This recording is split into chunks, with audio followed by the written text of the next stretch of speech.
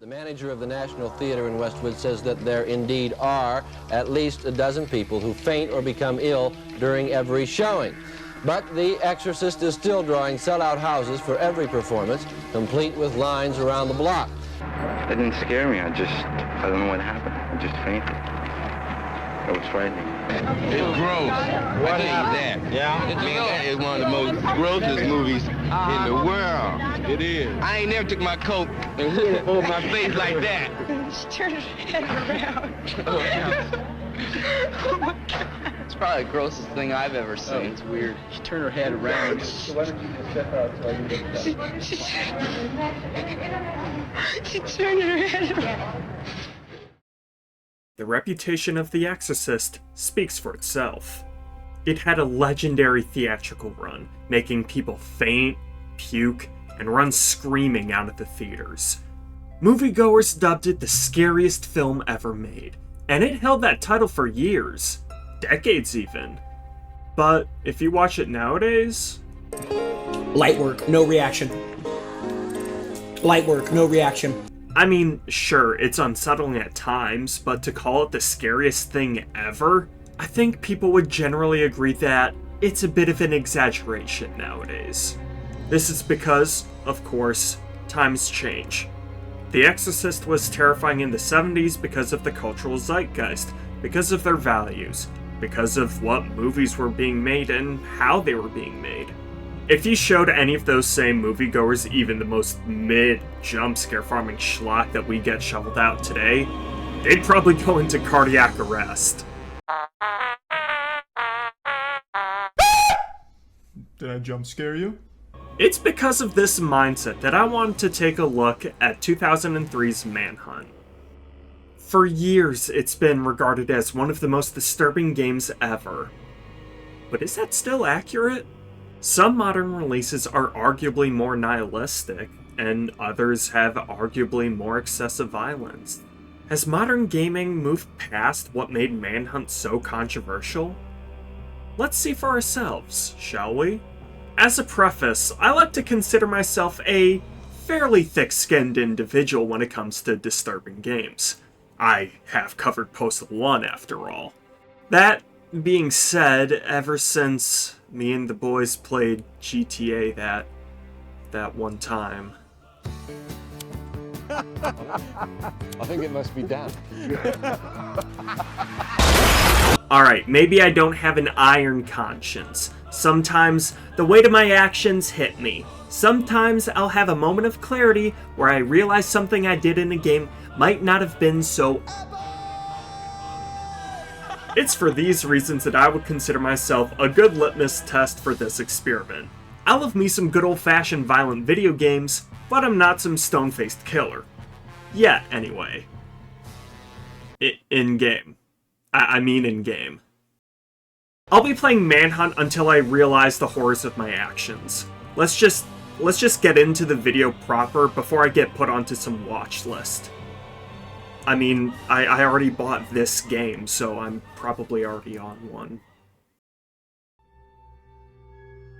Manhunt begins with a news anchor detailing the execution of your player character, Cash. Surprise, surprise though, we're not actually dead. We've been taken to a black site and given a second chance at life, though there's a bit of a catch. We're told to help a quote-unquote director create snuff films where we murder lowlifes and thugs in exchange for our freedom. Fun stuff. I believe this is one of the main factors that made Manhunt so controversial. Snuff films as a concept are obviously taboo, but to have the player participate in one is something else. In-game, there's no real rhyme or reason to kill these people. It is just murder for the sake of murder. Speaking of killing people... There's no good way to say this. There's two ways you can go about your business in this game. You can kill people in fights, which feel just incredibly janky, or the other, more infamous way.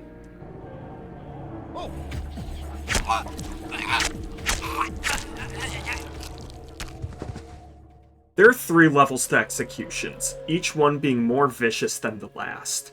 You're never explicitly told to use the different levels, but if each melee weapon has their own unique set of kills, I mean, why not check them out, right? Whoa, whoa, whoa, whoa. Already, that's pretty fucked up if you ask me, right? The game is incentivizing you to execute people, and to see how far you can push your brutality. I mean, look at this! I guess it's not that bad, right? I mean, sure, you're choking that dude out, but it could be worse, I guess? In any case, Cash is first tasked with killing a gang sent to hunt him down. You're only given plastic bags and glass shards to execute people with. The kills aren't pretty, but we've seen way worse stuff in Doom. What the fuck is this piece of shit?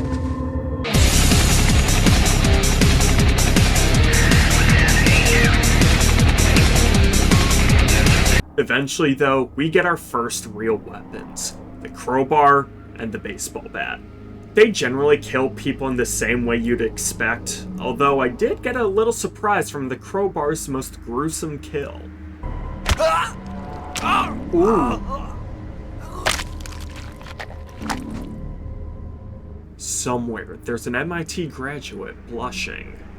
After 2 admittedly annoying resets, I finally got through my thick-ass skull that I should be avoiding regular combat at all costs. It was janky, unresponsive, and would usually snowball into me dying. Executions it is! Hold on. So, the game is encouraging the player to avoid combat altogether and instead focus on stealth kills. The executions are essentially rewards for staying out of sight. It wants you to be brutal, to be sadistic, to be a psychopath. What I later found curious was that I didn't realize or process any of this during my first play session. It was only after I got off the game and really thought about what I was doing did I start to... No.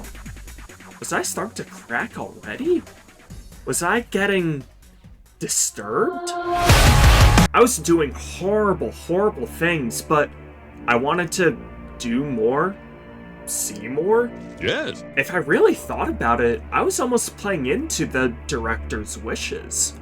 The more you play the game, the more kills you discover, the more you engage with what the director, what the game, wants you to do, you're acting more and more like a killer, a madman. I think this is the sort of thing that Hotline Miami would comment on years later with that iconic question.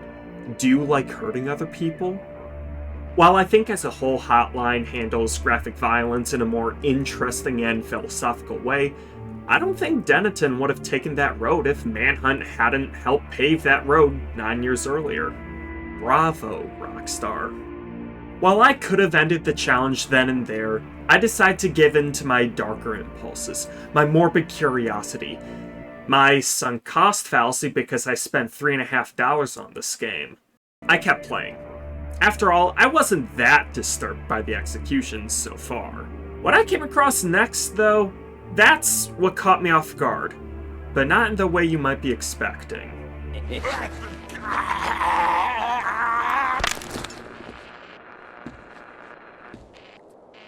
Okay, you limp dick. Oh, you can't say that anymore. Mr. Starkweather a show to remember. Move it! If it wasn't obvious enough by their designs, I was going to be hacking through...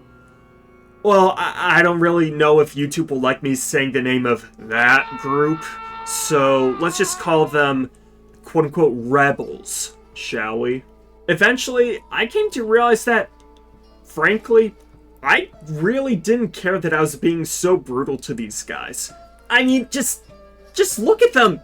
They're those fucking guys! Why the hell would I, or anyone for that matter, feel bad about killing these fucks? To some extent, I do believe that Manhunt was made with shock value in mind. That being said, I think that gets lost when your previously deplorable actions are directed at a universally hated group of individuals. Killing them feels good, not even in a psychopathic way, just in a, normal person way. Fuck them. It felt like I was a part of the Inglourious Bastards, and That felt alright with me. How about you bitch? You make that deal? I'd make that deal. I don't blame you. Damn good deal. Now, what didn't feel great was the section where I learned exactly how the saves work in Manhunt. This'll take a bit, but I promise there's a reason why I'm going over this. The payoff is worth it. Trust me. In Manhunt, you pick up these little VHS tapes to save your progress, right? It doesn't immediately prompt you to save when you find one. You have to go into the menu and manually save. Thing is, you can do that at any point after picking up one of the VHSs. So that naturally got me thinking, hey, what if I held off on saving? I don't need to save at this moment. I could save just before or just after some really hard section. So, you wanna know something kinda fucked up? It don't work like that.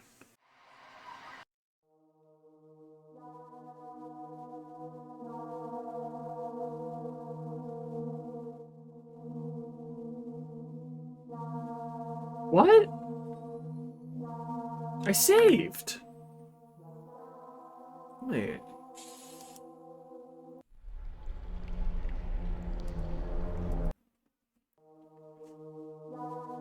What? Oh, no. You can't do that. No, that's really fucking annoying. Just like that, my immersion was broken. Despite letting you save whenever, wherever you want, Manhunt will boot you back to when you picked up that VHS save.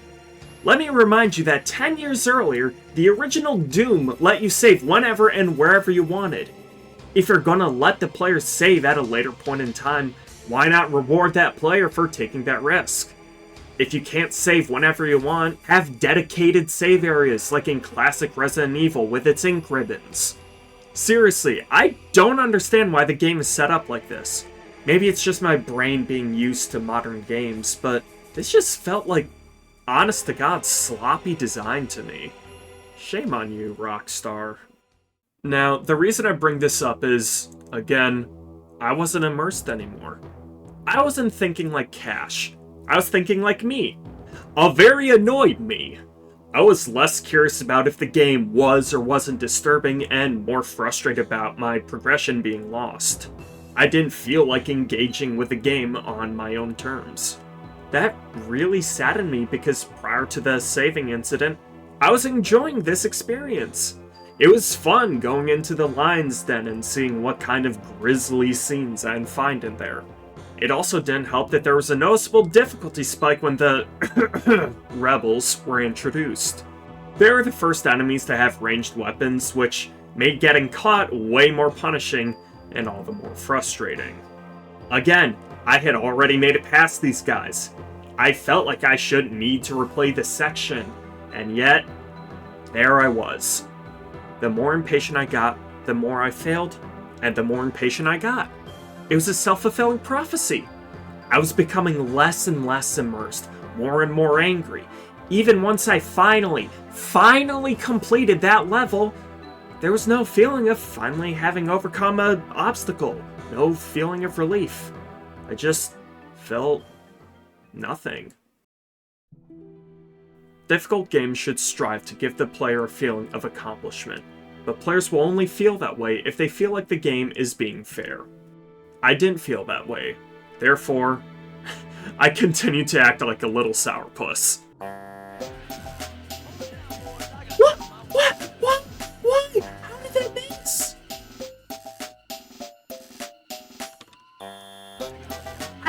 I triggered that. I fucking triggered it. I know that I did. Now, you might be wondering why I'm telling you this. Sure, my immersion was broken, but this isn't really a Manhunt review. I'm looking to see if Manhunt really is as disturbing as people would lead you to believe. Surely my immersion hasn't been a factor in all of this. This has just been me going on a tangent, right? Right? Ha, you fool! You fell victim to one of the classic blunders. The most famous is never get involved in a land war in Asia, but only slightly less well known is this. Never assume that the video essay went off track in the first place.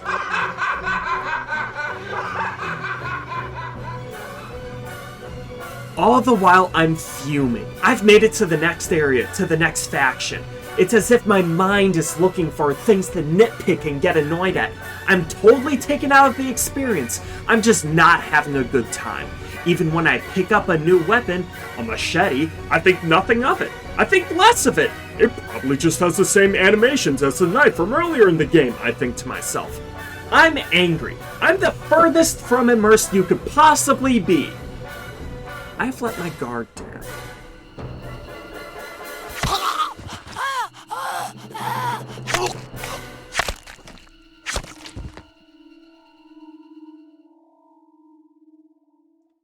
Motionless, jaw agape, I sat there, staring at my screen in silence, in horror.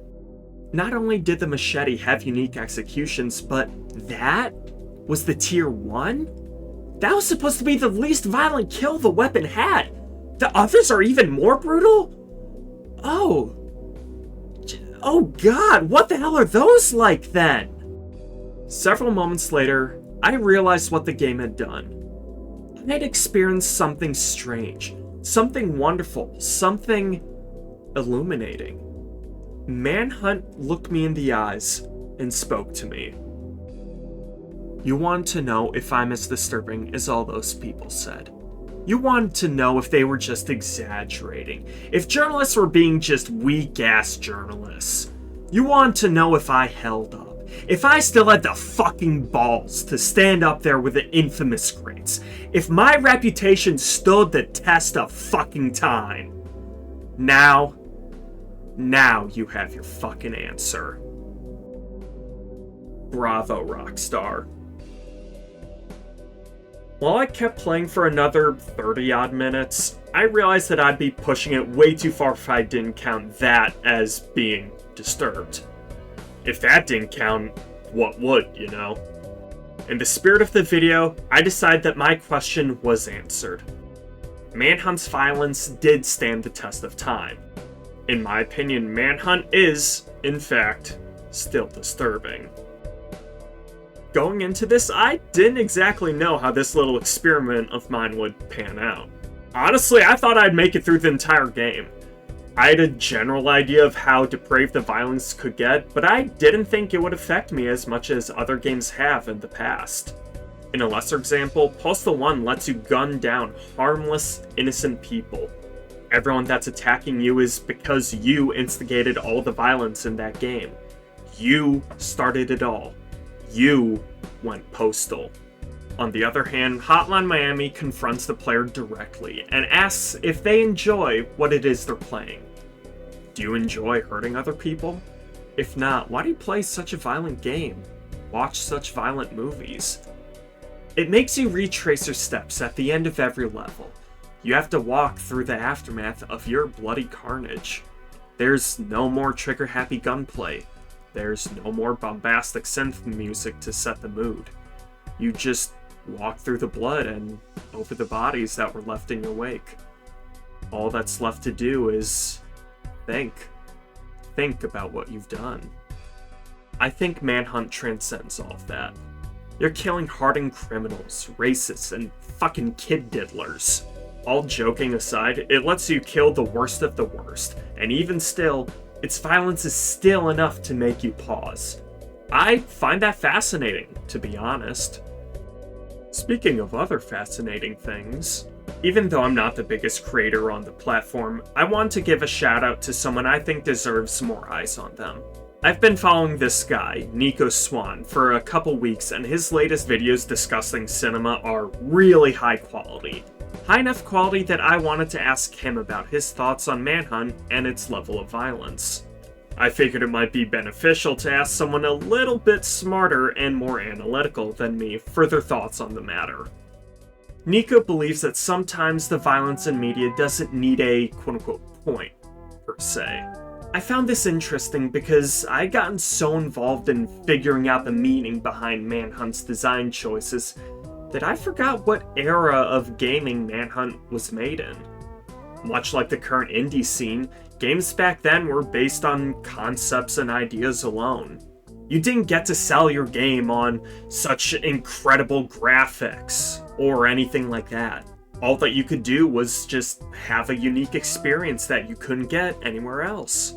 Sometimes that alone is the point for a game and its content. When I asked Nico if he thought there was a reason for us to engage with such violent content to tap into the darkest impulses in our minds, he believed that there was. While he admitted that there wasn't a specific answer he could come up with, I can't help but feel the same way. I don't know if there's a psychologically good reason to play such a brutally violent game, but I feel like as long as you can remember this is all a game and not real, you could come up with a justifiable reason to play Manhunt. But I want to hear what you think. Do you think Manhunt holds up as one of the more disturbing games ever made? Do you think games like Manhunt should be made in the first place? Is there a point to Manhunt's violence? Please feel free to leave a comment below. I'd love to hear everyone's thoughts. If you've watched this far, thank you for doing so. Seriously, it means the world to me. I haven't made a video essay like this in ages, but it was really fun for me to do so. I'd love to cover other games in a format like this, but not necessarily more disturbing games. Maybe seeing if other games' reputations hold up from a first-timer's perspective. Is Amnesia really that scary? Is Drakengard really that weird of a series? Is Project Wingman really that insane? That sort of thing. Hell, I could even extend that to movies. Is Morbius really that bad? Is Daniel Day-Lewis really that good of an actor? Etc, etc. There's a lot of media that I haven't experienced yet, but I'm trying to broaden my horizons as of late. I've been having a blast with this philosophy so far, so I'd love to bring you all along for the ride. Hopefully, I'll see you soon. Regardless, as always, thank you for watching.